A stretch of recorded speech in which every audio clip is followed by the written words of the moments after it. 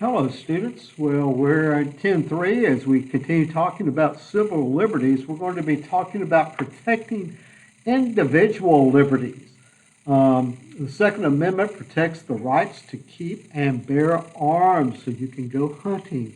The Third and Fourth Amendment guarantees the security of the home and the person. And then the Supreme Court has interpreted the Constitution as protecting a right to privacy. We'll talk about that some.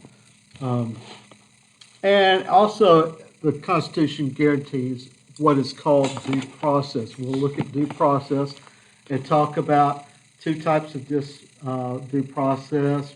Um, so let's get started. The Second Amendment is the right to bear arms. It says a well-regulated militia being necessary to the security of a free state, the right of the people to keep and bear arms shall not be infringed. Well, why does it matter? Well, rules are out there to protect individuals for the general welfare. And the Bill of Rights is there to protect us from the government, is to guard our civil liberties. And the right to keep and bear arms is one of the civil liberties that is put there to guard against. Second Amendment was included in the Bill of Rights to protect the right of the states to form militias and to ease the fears of those who worried about the power of a standing army controlled by the federal government. And that's important to realize too. The greatest enemy of your freedom is not your neighbor, but it's the government. They may begin to restrict your freedom. As Ronald Reagan has said right back there on the wall, is that as government expands, freedom constricts.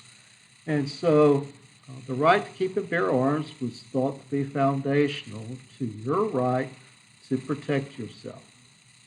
The United States versus Miller in 1939, the Supreme Court upheld a law placing some restrictions on the possession of automatic weapons, sawed-off shotguns, and things like that. This was during the time of Prohibition, and Al Capone was running around Chicago and with machine guns, and they said, you don't need those. They're creating problems for law enforcement. So the United States versus Miller said that we can't have some restrictions on guns, what type of guns are sold and their purposes and such as that.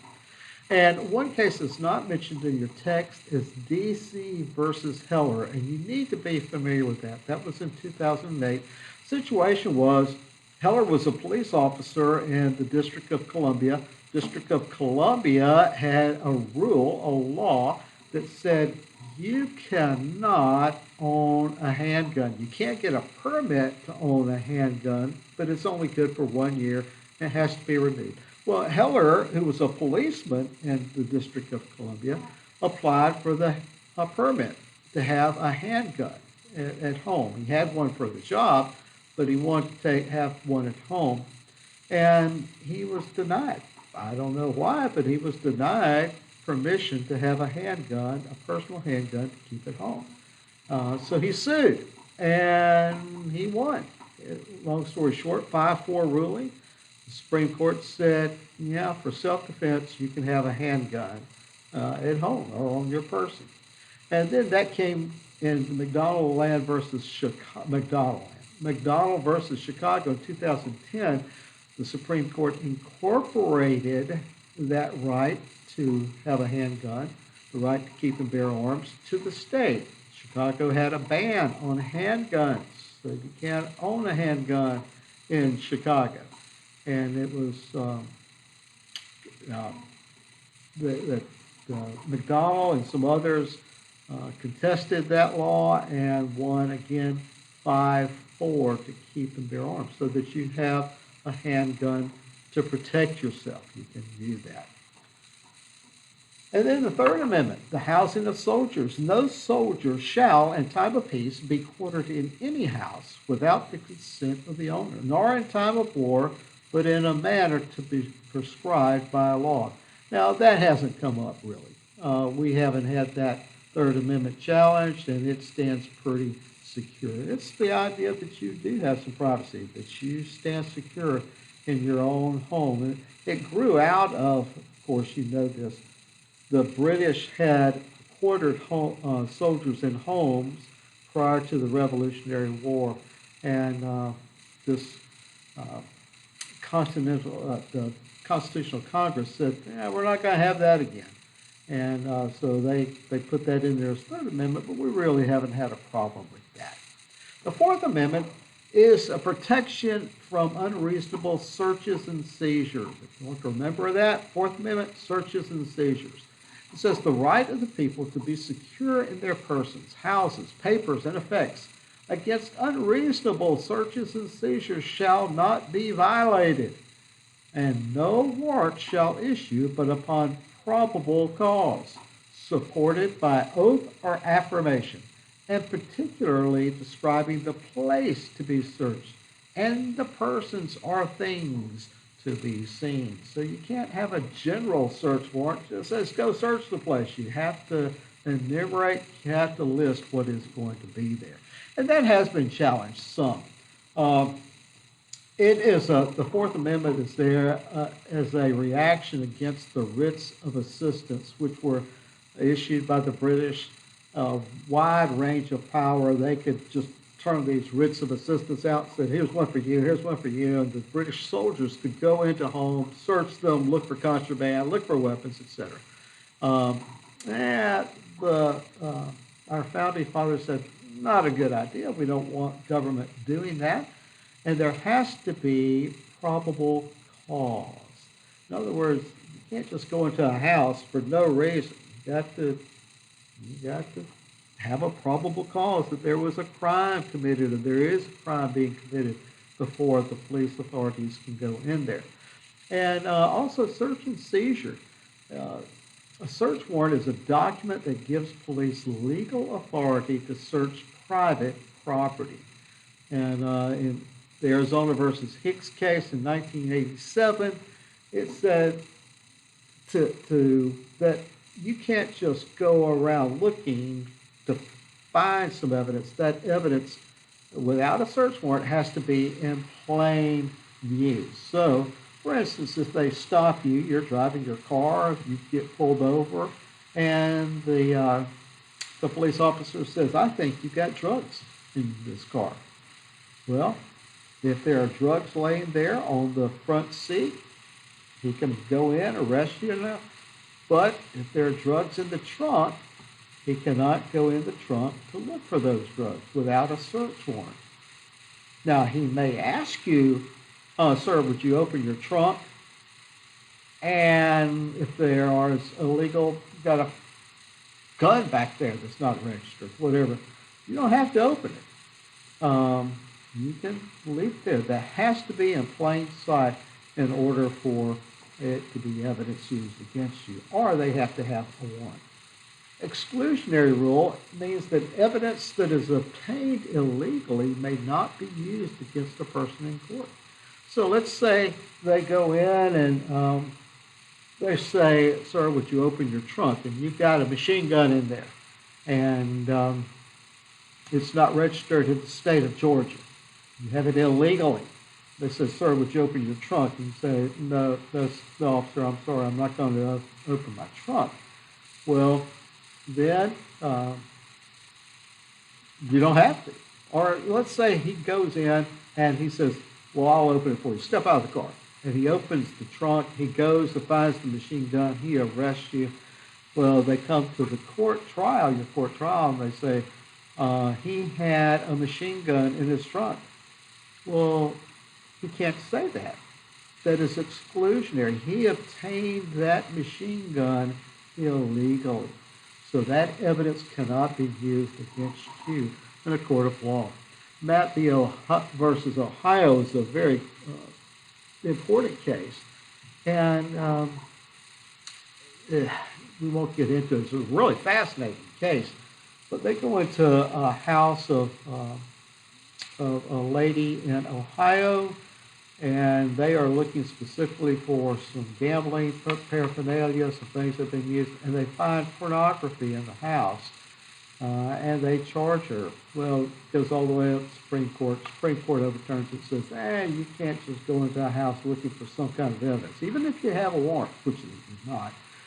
But you've got to state specifically what you're looking for. Now, you can search out of doors, which you may see all police show them going through the trash cans and looking at the garbage and seeing if things have been used. You can do that, and that has been known to be done. Let's continue on. Security of persons in home, pedestrians, and cars may stop and frisk. Arrest requires probable cause. We talked about that.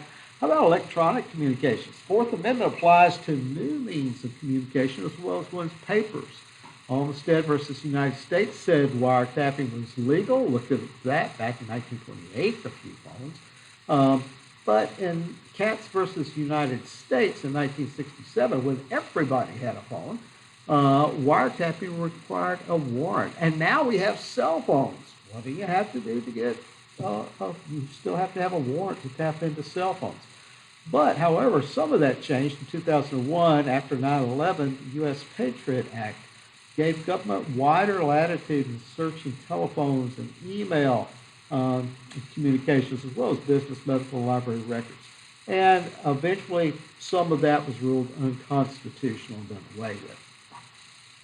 Testing for drugs. Private employers have wide freedom in testing workers, and government can test workers if their jobs affect public safety. And students can have some protections. New Jersey versus the TLO in 1985 said that a principal could search your purse, ladies, without probable cause. And the reason is to maintain control of substances and things that come onto the school campus. That principal can search without probable cause. Even though it's closed, the purse is closed, he can open it up and check it and see if it's got anything illegal in there, like a gun. Veronia School District versus Acton said that random drug tests were permissible, just like we have here at FPD. And then the Board of Education of Pottawatomie County versus Earls. Students who come on campus for extracurricular activities may be drug tested. Maybe you only go part of the day to school, or like the Tim Tebow Act, you come on to play football or something like that. You can be tested for drugs as well. This is right to privacy. The Constitution makes no explicit right to privacy. Nowhere. You can read it from front to back. Nowhere in there is the right. You have the right to privacy. But they say it's a penumbra. It's implied. It's a shadowy right. And in Griswold versus Connecticut, 1965, the Supreme Court recognized a zone of privacy. A zone of privacy. Not there, but they recognized it. And Griswold versus Connecticut dealt with contraceptives and such as that. It came to be a very important piece of the puzzle in Roe versus Wade, which gave the woman a right to abort her child, to do away with the fetus based upon the right to privacy. So that undergirds, that Griswold versus Connecticut decision on privacy undergirds Roe v. Wade, the right to abortion. And they have been limited somewhat. Planned Parenthood versus Southeastern Pennsylvania versus Casey places some limitations, but still not a great deal. Fifth Amendment, you can read that. It has to do with capital crimes and due process. Oh, very important, due process. You want to read over and make sure you understand procedural due process as opposed to substantive due process. Both are important. Substantive due process was due process that gave to us Obergefell versus Hodges that legalized gay marriage. Yeah, not gay or marriage. But anyway, it's legal here in the United States because of the Supreme Court ruling in Obergefell versus Hodges, which was based on substantive due process, not procedural due process. Procedural means procedure. They have to follow procedures. So That's 10